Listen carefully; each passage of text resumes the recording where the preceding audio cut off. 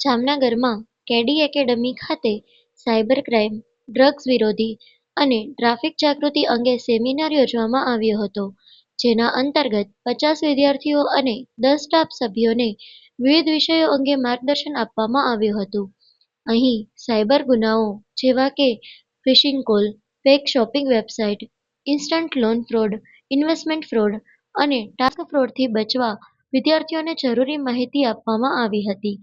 આ ઉપરાંત જાગૃતિ પેમ્પલેટનું પણ વિતરણ કરવામાં આવ્યું હતું.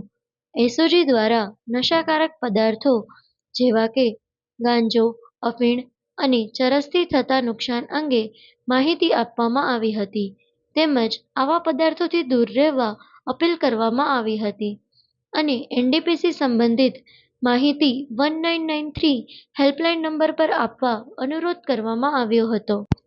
ટ્રાફિક પોલીસે માર્ગ સુરક્ષા અંગે જાગૃતિ ફેલાવી હતી, જેમાં ગતિ મર્યાદાનું પાલન કરવા, સીટ બેલ્ટ અને હેલ્મેટનો ઉપયોગ કરવા, વાહન ચલાવતી વખતે મોબાઈલનો ઉપયોગ ટાળવા અને ટ્રાફિક નિયમોનું પાલન કરવા અનુરોધ કરવામાં આવ્યો હતો.